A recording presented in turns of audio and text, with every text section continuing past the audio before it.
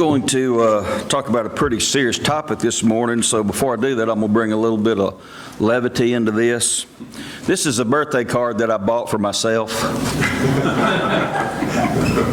I wanted to take it out, buy it before somebody else bought it for me, but basically, if you can see the front, there's a man with no hair on it. So it says, losing hair is not about hair loss, it's about face gain. One day I will have a whole head of face. So, that's the last time we'll laugh today. No, I'm just joking. But I am going to talk to you about a serious topic today. And the reason for that, how many of y'all watch Netflix? Anybody watch Netflix? You too, I guarantee you do.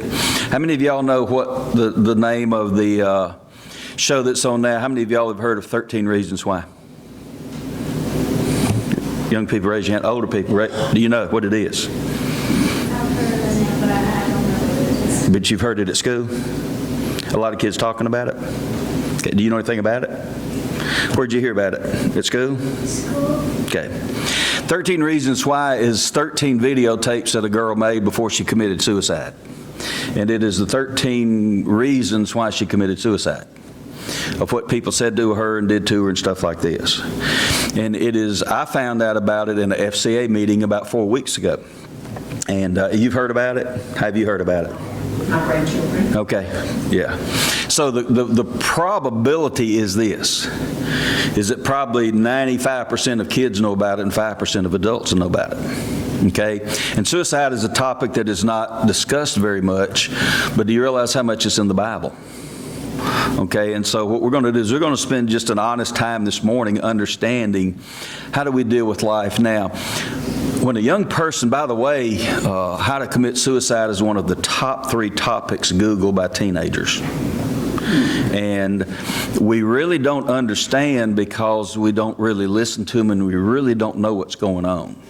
And so what we have to do is, I think, particularly in churches today, I think we've got to educate ourselves about the culture of today's children. Now, if you remember this, I was born in 1952. My mother got in trouble for watching Elvis Presley. How many people remember the first time he was on the Ed Sullivan Show? What was Ed's rule? Don't show your hips. You can't show his waist, you can't show him below his hips, right? And man, when we looked at all this long hair and stuff like this, every generation's had theirs. How do we deal with this next culture? And I don't think things have changed that much. I do think social media has really been something, in media just in general, like Netflix, just the concept of that, how easily you can get to movies and different things like this, totally different than when we grew up with the one TV and 3 channels, and when you watch TV, the whole family was there. Now on the computer and stuff like this, you can have access to anything.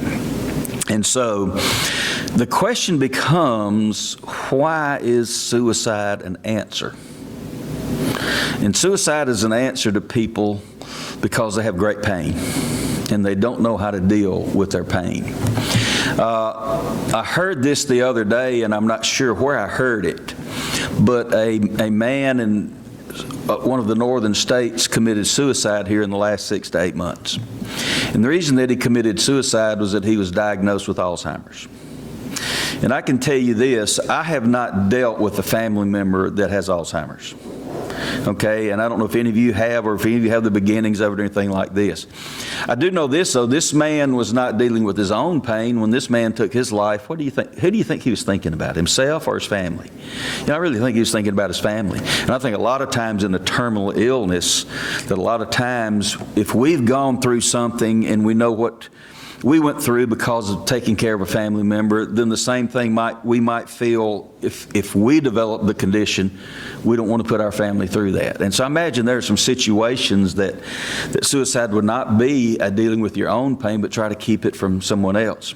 The sad part about this situation is that he was falsely diagnosed. a doctor was using Medicare and Medicaid to make a lot of money, and he was falsely diagnosing people with Alzheimer's and then collecting money for taking care of them and the medicines and stuff like this. And so when we start getting to this point, we've had it discussed here for 30 to 40 years about medically assisted suicide.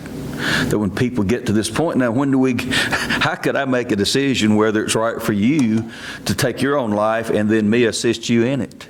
And anybody in the medical profession will tell you right now they're being placed in many situations that may go against their beliefs on having to do things. And so I'm sitting in my FCA meeting that morning. This girl starts talking about 13 Reasons Why, and I said, I don't know what you're talking about. I don't really know how to do Netflix, and so I certainly hadn't watched it. But I can tell you this, that there are a lot of students right now staying up pretty late at night watching it, and some of them, their parents know it, and some of them, they don't. And but it is about a girl, and she sends the videos after her death to the people so they'll feel guilty about what they did that caused her to commit suicide. Now, I'm not even going to get into all those types of things that I would if this was a group of young people and we were talking about those. I'll talk about some of them. But I want to talk to you about what the Bible says about certain things in life. One of the scriptures that I wanted to use this morning is out of 2 Peter. That was our verse today that Jane read. And by the way, I love listening to Jane read. I just thought she was going to do a commercial about a grocery store right when she finished, but because she does those well too, and things like this. But in 2 Peter, there's actually a recipe for love that Peter gives. But it is also a recipe for how we teach people and how we live life. Okay? And so I'm in 2 Peter chapter 1 and begin in verse 5. And it says, "Now for this very reason apply all diligence that you can." And apply all diligence, and this is the order. It says, in your faith, so our life actually in Christ begins with our faith. And then it says this, apply moral excellence. Now, your Bible may say different things. I have other Bibles that say apply goodness. Okay? Now, this is what I think is one of the problems today, is that we cannot agree on what goodness is in America. Okay? Goodness, to me, automatically indicates that some things are good and some things are bad. Our children today are being raised that nothing is really bad. That it's sort of you choose your own set of standards, and whatever you choose, it's okay. And then they're being taught, and this is one of the reasons that suicide among young people is far greater. They're being taught that if somebody disagrees with your stance, that they are bullying you. You will hear the word bullying being used a lot in the last 20 years or so in environments with young kids, particularly at school. So basically what we try to do is put them in an environment where nobody says anything that hurts them. And we think that is a safe environment. I've tried to convince my kids that bullying didn't start with this generation. Okay, if you were the little guy, you always last. And if you had a quarter with you, you didn't go home with the quarter and you didn't spend the quarter. Yep. I mean, that's just, and you learn, and what you learned to do is when you went certain places, you just didn't take a quarter. And then I hate to say it, but then as we got older, we said, well, them young ones deserve what I got. And so there was a thing. Now, and if you look at our colleges, they have safe rooms. Y'all realize that? What's a safe room? Where they can go somewhere and nobody can say anything that hurts their feelings. And so now, where the freedom of speech has been such a standard of our colleges, now basically they're protesting if somebody's going to come on campus that says something that they don't like or agree with. And this is not just the colleges, this is where we are in so many things. To be perfectly honest, I really got pretty put out with both the Republican and the Democratic Party this past week. The Republican Party has a ceremony in the Rose Garden celebrating the repeal of Obamacare. And then the Democratic Party sings, hey, hey, not, you know, goodbye, whatever, because you're going to lose all your seats in the Senate and stuff like this. And I'm sitting there, any of y'all that's played ball, okay? If you throw a pitch and the guy hits it out of the park, the last thing you want him to do is celebrate and make fun of you. If they repeal Obamacare, fine. Let's don't go throw it up in people's faces. I mean, why do you think our young kids have a hard time dealing with maturity when they're not seeing any maturity? I was always taught in athletics, if you did something good, be humble. I ran for office in the 7th grade, I think vice president of the student council. You know the only thing my mother told me when we went to vote? Don't vote for who? Yourself. Don't vote for yourself. Were y'all raised that way? I was. You know, always respect the other person. And you remember back then, Coke and Pepsi couldn't even talk bad about each other. The rules in advertising, you could only do what? Advertise your product. In political race, we would only talk about what we were going to do, not about the other person. Now, it's totally changed, hasn't it? And how do we expect our young people to learn anything of maturity by watching any of our leadership?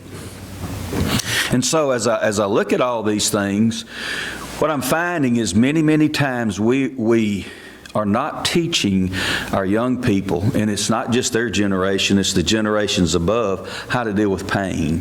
And so what has happened is the physical pain is one thing, but it's the emotional pain that I find that people are having a harder time dealing with. As a result, we have epidemic right now of addiction to pain medications, which has evolved into a heroin because our answer was to make a rule. And you know what that rule was?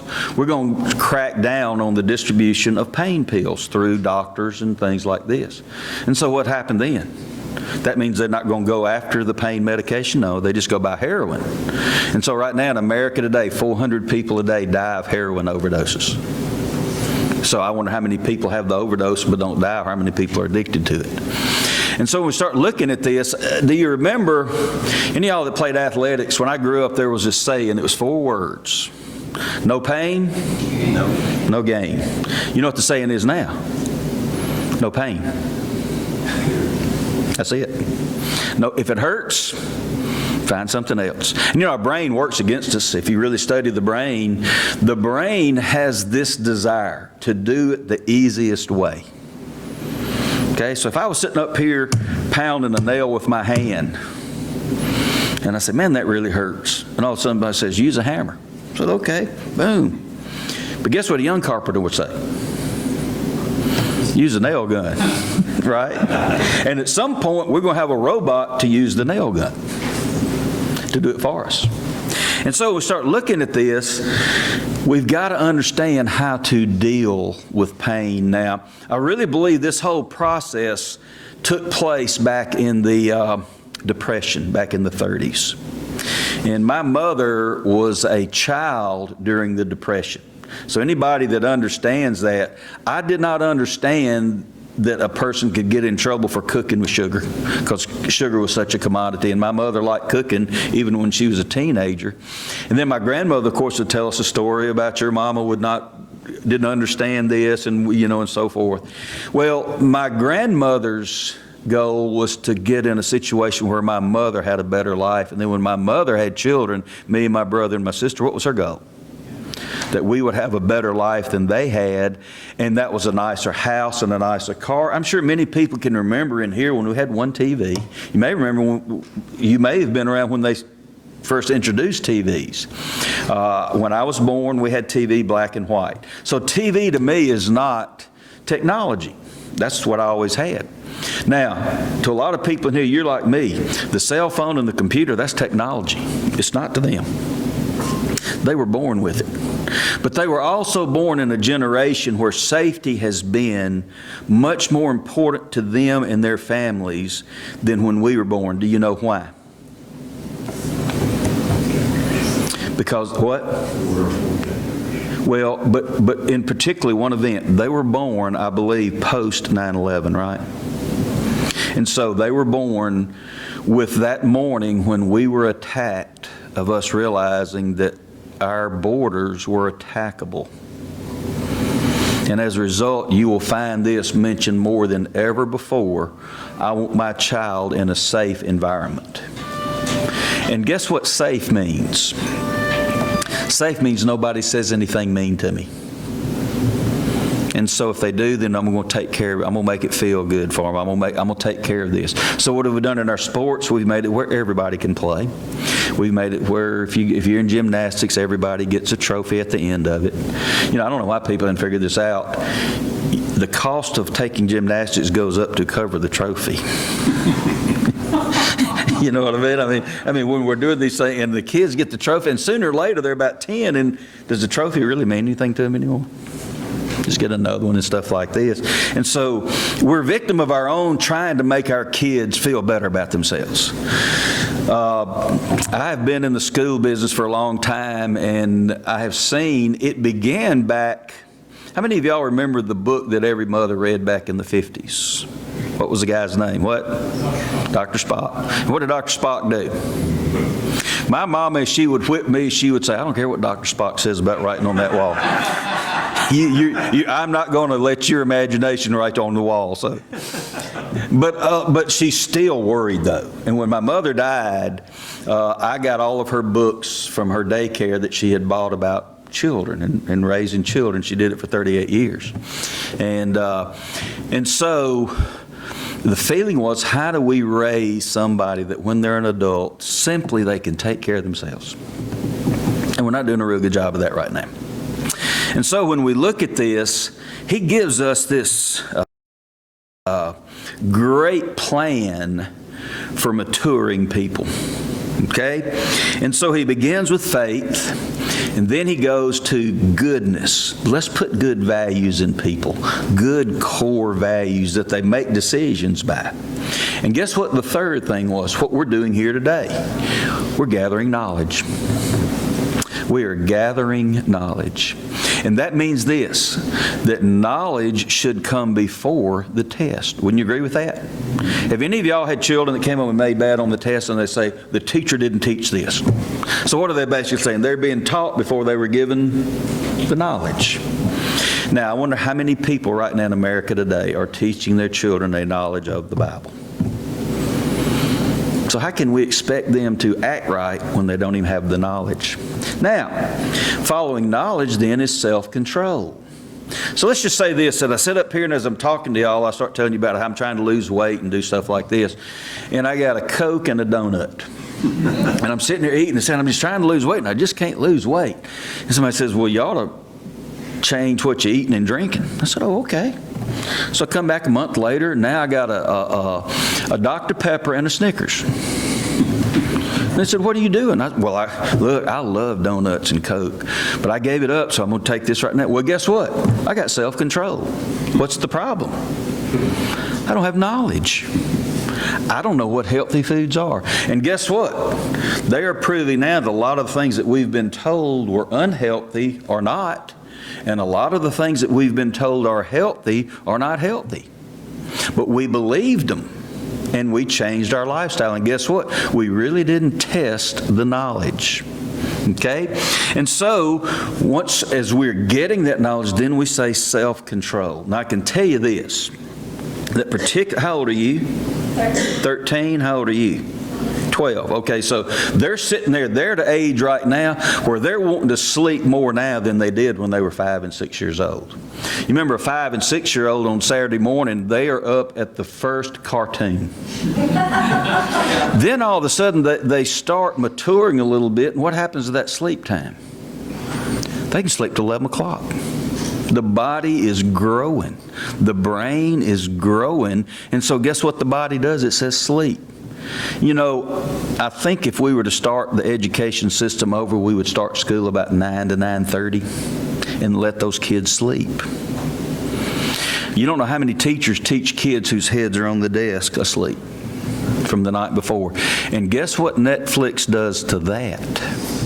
So let me just tell you, if I'm a child and my mother won't let me watch Netflix, when do I watch it? When she thinks I'm asleep. And if you don't believe that's not happening, then you're just not aware of what's going on. Now, any of y'all ever started a diet or quit something and then after 2 or 3 weeks you started back doing it? You see, self-control starts us out, but then there's another word that comes in, and that's called perseverance, endurance. And that is when the body says, I can't go any further, you do what? You go further. Okay? And many, many times we get to this point. If you've been in school, you understand that. If you've been in athletics, you understand that. And pardon me for saying this, if you're married, you understand that. And our endurance in marriage in America has gotten less and less and less, hasn't it? Okay? And so the story that I'd like to use today happens to be the one that was our Sunday school lesson today. I didn't even know that it was. And because I'd heard a sermon here the last month or so talking about suicide. By the way, it was a Tuesday morning that our FCA president talked about this movie. Now, her take on it was, as is many young people, is that we need to be nicer to people, and that is true. My take on it was, yeah, we need to be nice to people, but if somebody's not nice to you, suicide is not the answer. The thought process in this movie is that the girl killed herself, sent these videos out to the people that hurt her feelings that she says caused her to kill herself, and so she's watching down on them as they feel guilty about what they've done. That is not what heaven is. Let me tell you what, people don't watch down on us from heaven. I really believe that. Now, light didn't fall down, so I'm okay on that. Let me tell you why. My mom and dad died about 9 years ago. Heaven is supposed to be a great place, right? Nothing bad. Nothing bad at all. My mama could not enjoy heaven if she watched me every day because she'd be so disappointed in the things that I do and the things that I think and the things that I say and stuff like this. It is not that we we don't sit and watch our funeral and listen to all the good things that are said and how many people came and wonder, well, why wasn't so-and-so here and stuff. That's human drama, isn't it? That does not take place in heaven. Okay? And many times, and this is a scary thing for a lot of parents to have to understand. It would be for any family member. If a survey is given to a person and it says, have you ever contemplated suicide? I believe everybody in difficult times, whether they're caused by themselves or somebody else, questions whether or not do they really want to be here on earth. I do know this, a lot of many older people who have lived a good life and they've experienced sickness themselves and bad health, and they've experienced the loss of loved ones. And the loved ones who are still on earth still want to keep them alive, and what are they saying? I'm ready to go home. Now that's not a suicide wish, but no, we want you around. I'm ready to go home. Okay? Get to that point. But some people, because they can't handle the pain, and usually it is a mental, emotional pain that they can't handle. They say it's just not worth living. And until we understand how to deal with pain, we can not really handle those situations. And I was amazed about Jonah because our lesson was out of Jonah, but about 3 or 4 weeks ago, I listened to a preacher on American Family Radio, and he was talking about Moses and Job and Jonah all wished that they weren't alive. They all contemplated the thought that they wished that God would take them right then so they didn't have to feel the pain anymore. Job, we obviously understand when he lost his family and all his possessions. But Jonah's a more unique case. Sometimes it's not necessarily what's done for us or done against us, but something that maybe God wants to do that we don't want to do. So real quickly, throw me out some things that you know about Jonah. Please. Tried to hide from God. What? Tried to hide from God. He tried to hide from God. Did that work? Nope. No. Where'd Jonah end up? In the belly of a fish. You know, we say a whale, but we don't know if it was a whale or not, but we assume it was a pretty big fish, okay? Why did he end up in the belly of the fish? Do you know? He was thrown off the boat. Why? He was the cause of the storm. And he admitted he was. Yeah. And so they threw him off the ship. Okay, do you think they were mad at him? No. Huh? You don't?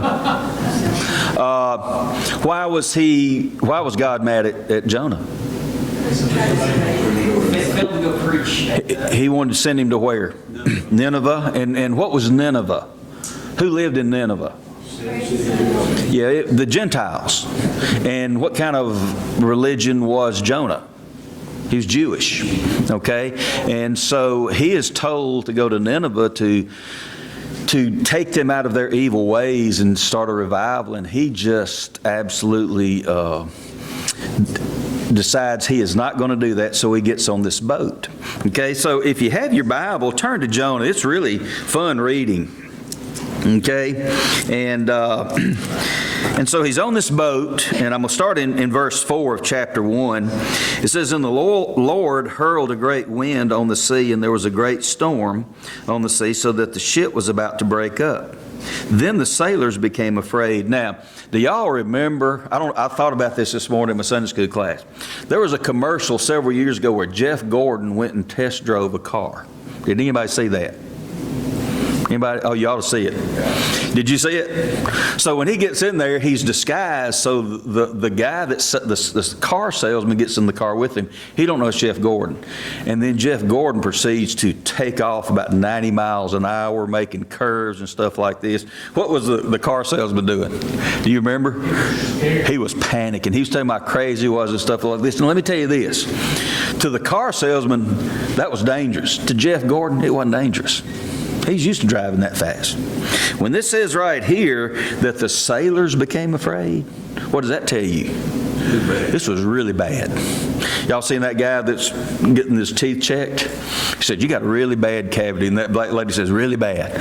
And he said, "Well, what you going to do about it?" "Oh, I'm a dental monitor. I'm not a dentist, so I can't do anything about it." But they said, "That's really bad." That's what happened right here. It is really bad. Okay? And so it said, and listen to this, "And every man cried to his God." And that God is a small g. Now, let's look real quickly at understanding Old Testament. I'm learning this, but it's hard for me to do. When we read a verse in the Bible, the first thing we've got to look at, what was it saying back then? Okay, what was it saying back then? Now, God's people began with Abraham. Terah was his father, and so he has Abraham. Then Abraham has Isaac, and from Abraham to Isaac, and then Jacob, and on through. That's where God's people begins. Okay? And so it says somewhere in the Old Testament, I'm not exactly sure where it says it, but that Abraham and his family worshiped other gods. Now, how do we know that this was a problem back in the Old Testament? Because when God gave the commandments, what was his first commandment? No other God. "Thou shalt have no other gods before me," which indicates what? That there were many people that believed in other gods at that time. And it was a strictly conditional relationship. In other words, I'll bow down to you as my God as long as what? You make it rain. You let me have children. You make sure I have food. It was a conditional relationship. And all of a sudden, if I experienced a drought, well, I'm going to go find another God. And if I experienced a drought, then all of a sudden somebody may kill me because thinking I've made you mad, and so they're not having food because of me. It was always a blame game of somebody else. And so these men, as we look at it, they start crying to their gods. And they threw the cargo which was in the ship into the sea so it would lighten the load. Now, we need to understand this. That was their purpose of being on the sea. That was UPS. That was FedEx. Their job was to carry cargo to another place. So this is really bad right here. Okay? Really bad. Now, where was Jonah? Well, it says Jonah had gone below the ship, or in the bottom part of the ship, had lain down and had fallen sound asleep. Now imagine this. Have you ever had such a bad headache that you said, if I can just go to sleep, maybe I'll wake up without it? And the deeper that we sleep, we don't feel any pain, do we? Okay? I imagine that when he goes downstairs, he is so, and he's probably worn out from escaping and all the things that have been going on in his mind. So he's in a deep sleep. So the captain approaches him and he says, how can you be sleeping during this? Get up, call on your God. Perhaps your God will be concerned about us so that we will not perish. Okay? Now, apparently he had told them that he was Hebrew and he believed in the God of the Hebrew Bible and that he had abandoned his God and was trying to get away from him. So they knew that he was a believer in the Hebrew God, and they also knew that he had also not followed the will that God had for him. And so each man then upstairs says this, come, let us cast lots so we may learn on whose account this calamity has struck us. So they cast lots, and the lot fell on Jonah. Now, we're in the same situation today. If something goes wrong, politically, this is the answer. If something goes wrong, what's the first thing we want to do? Correct it? No. We want to make sure the public knows who did wrong so the next time they vote, we're just in a checker game that cancels out. We're going to be Republican, Democrat, because each time they get in, the other one's going to show all they did wrong, and then they go, let's vote them out and so forth like this. Well, so this is where we've gotten to, and so they're saying this, somebody must have done wrong in this. Okay? And so then it moves on. They cast lots, and the lot fell on Jonah. Then they said to him, tell us now, on whose account has this calamity struck us? What is your occupation? Where do you come from? What is your country? From what people are you? And then he says, I am Hebrew, and I fear the Lord God of heaven, who made the sea and the dry land. Now, in that, the Lord God is capitalized.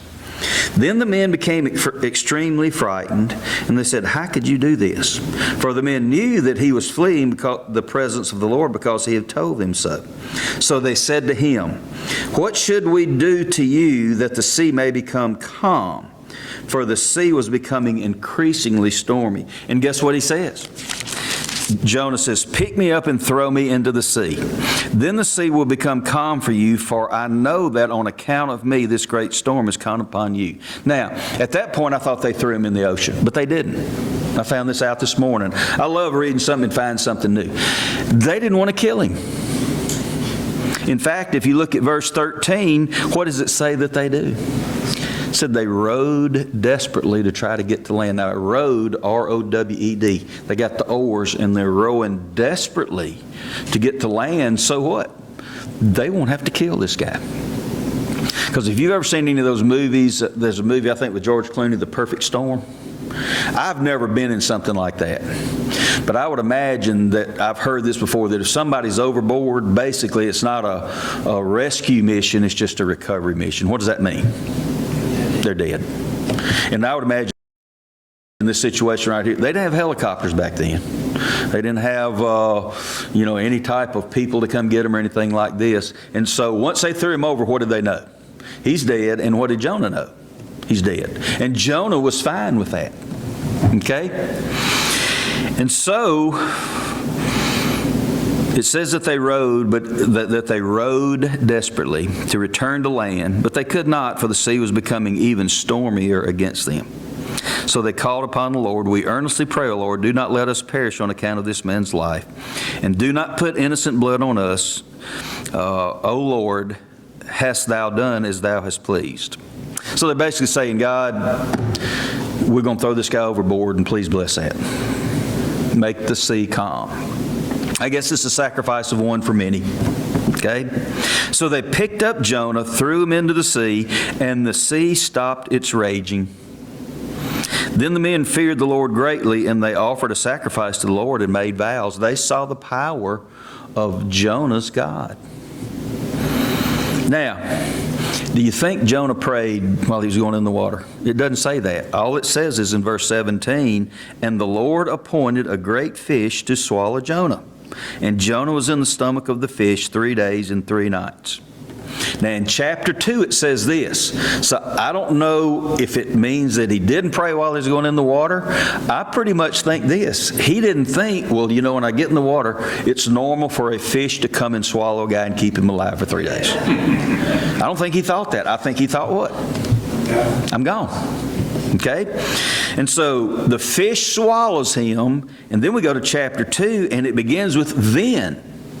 So my assumption is then Jonah prayed to the Lord. Okay? And so I imagine this. I don't know about y'all, but I live life and I think I understand who God is. And every once in a while, something will happen and I will realize He is even greater than I thought He was. I've done this coaching players, thinking a player was a really good player, and then all of a sudden he would do something on the field, and I'd say, I've never seen that before. That's unbelievable. This guy's better than I thought he was. Okay? And so we see this same thing happening here with Jonah and what's taking place. In verse 10, we see that the fish regurgitates Jonah onto dry land. And so now the Lord comes to Jonah a second time. Go to Nineveh. Now, he hadn't stopped this calling now. This is the first thing they got. And I imagine Jonah's considering going this time. I don't know that, but I think he's considering going. And so he wants him to go and cry out to the people to change. Okay? And so what we see is that finally the result of this, in verse 10 of chapter 3, then when God saw their deeds, these are the people, that they turned from their wicked way, which then God relented concerning the calamity which He had declared He would bring upon them, and He did not do it. Now guess what? Chapter 4 starts with this, but. Now you'd think everything was great, but guess what? Jonah still cannot get his bias out of him. He has been raised all of his life that the Jewish people, the Hebrew people, were the people of God and the others were lesser. And he had a real hard time with those sinners, those Gentiles, being given forgiveness and not going through what they should have got. And so it says, but it greatly displeased Jonah, and he became angry, and he prayed to the Lord, please, Lord, was not this what I said while I was still in my own country? Therefore, in order to forestall this, I fled. For I knew that Thou art a gracious and compassionate God, slow to anger and abundant in loving kindness, and one who relents concerning calamity. So in other words, he said, I knew this, that if I went and spread your word, what would happen to those people? Good things. And he's just basically saying, I do not want good things to happen to them. And so look what he says in verse 3. Therefore now, O Lord, please take my life from me, for death is better to me than life. Now, the reason that this all fit in so well today is I listened to the girl on that Tuesday morning in FCA. Then on Tuesday night, any of y'all that keep up with any professional football, Aaron Hernandez took his life in prison. Now, Aaron Hernandez was a great football player at the University of Florida. He was a great football player with the New England Patriots, and then got arrested for murder and was convicted for life. He then went on trial he was in a gang, and he went on trial for the murder of 2 more, and just a week before he committed suicide, he was exonerated of that. He was ruled not guilty. And then he went into his jail cell that night and took his own life. And so the very day after we were talking about suicide, then this event came up. Do you remember on Easter Day when the man went and shot the 74-year-old man and then was on the run? That same day, that man committed suicide rather than being taken into custody by the police. I don't think the police are what did it. I think he just I don't think he could live with himself after he killed that man. He said he snapped, and guess what? Why did he do it? He blamed his girlfriend for breaking up with him. And so, what do we do? Well, when we go back to Peter, when we get this knowledge of God and who He is, when we come to church, it's not a bargain to make our lives good. In fact, the more we love Him, the more higher our standards are, the tougher it is to live on this earth. We experience pain. If you don't want to experience very much pain, live by yourself and never have children. Never get married and never get a job. Never watch TV. Never go to a fast food restaurant that ain't fast. Never follow a team that doesn't win when you want them to win. Because life is just, we've added drama to everything, haven't we? And so he warns us that when we get that knowledge, you prepare yourself and get that knowledge. If we don't prepare ourselves, we can't do it. But then he says self-control and perseverance. In high school, our coach in football called it mental toughness. And you know what mental toughness was? They took us places in practice we didn't think we could go. And some people quit. And a lot of us wanted to. Anybody in here been in the military? What's basic training like? Easy, so you'll feel good about yourself, right? They take you as low as you can get, don't they? And if anybody's ever here been involved with anybody in recovery and so forth, you know when they say a person gets well? Not only till they what? Hit the bottom. And God says this, when you hit the bottom, guess who's there with you? God. He is. And he says what? There is hope. And suicide says what? There is no hope. And so I've just made it my desire to every chance that I get to encourage people, because you never know. If you've ever gone to a funeral service of somebody that committed suicide, you know what everybody says? I had no idea. So what you do is you share the message saying, I have no idea. I have no idea who God's speaking to. But he's speaking to those who are hurting so bad and saying, there is hope.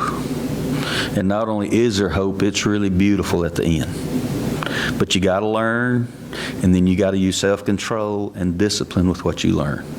And you've got to endure this life. That's what this is, a race on this earth. And my hope is that we will all handle it in such a way that we'll run the race he put before us.